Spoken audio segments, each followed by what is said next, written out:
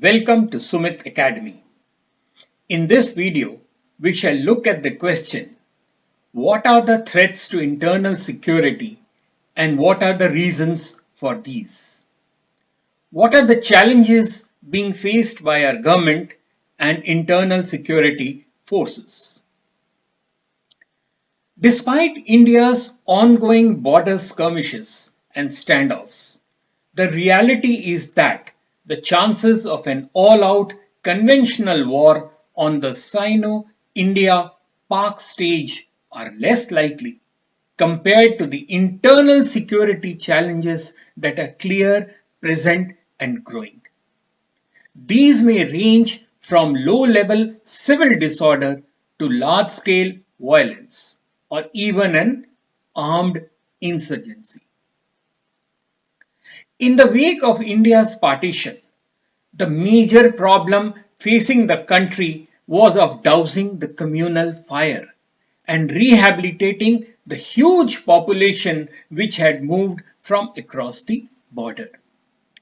One would have expected that this would be taken care of within a couple of years, and after that the country would embark on a process of national reconstruction and consolidation. Not only this did not happen, but progress was greatly hampered by the challenges which the country found itself confronted within the different theatres.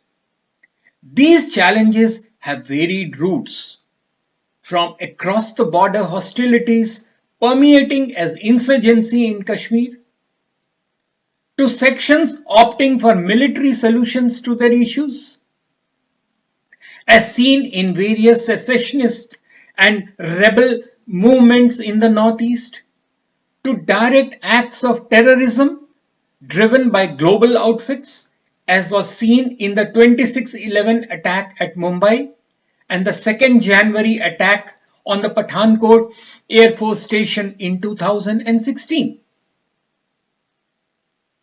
So what are the traditional challenges encountered in internal security? These are terrorism, insurgency, proliferation of weapons of mass destruction and nuclear armaments, instability in the Afghanistan-Pakistan region, maritime security, and organized crime. Now let us have a look at the non-traditional challenges to internal security. These are cybersecurity threats, natural and man-made disasters, climate change phenomena, epidemics and pandemics, HIV/AIDS, proliferation of small arms and light weapons, and environmental security threats. Let us now move on to the reasons behind these security challenges.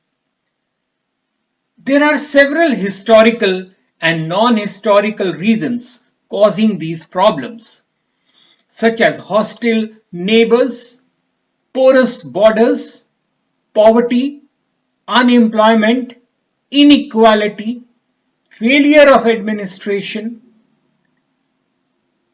increasing communal divide, casteism, sectarian politics, linguistic issues, delayed justice delivery system,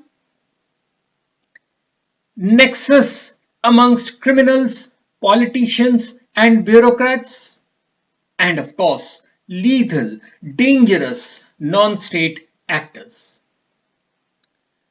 Factors relating to unfriendly neighbors, poverty and unemployment were inherited at the time of independence.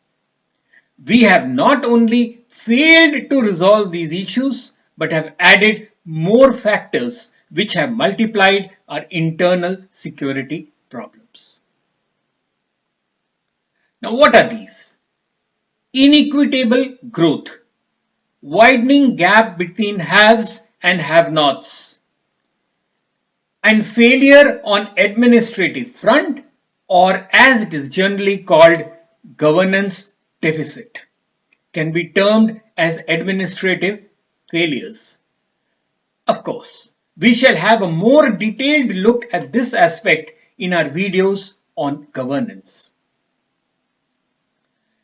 Factors like communal divide, increasing caste awareness and caste tensions, and rise of contentious politics based on sectarian, ethnic, linguistic, or other divisive criteria are due to rise of partisan politics.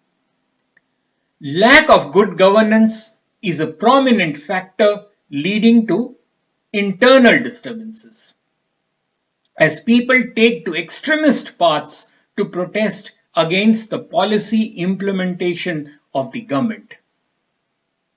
The government has to be proactive in involving the people in improving their socio-economic condition. Factors relating to porous borders, having very rough terrain and delayed criminal justice system and large-scale corruption, leading to a nexus between criminals, police, and politicians, leading to unabated crime, can be attributed to a pronounced deficit of governance.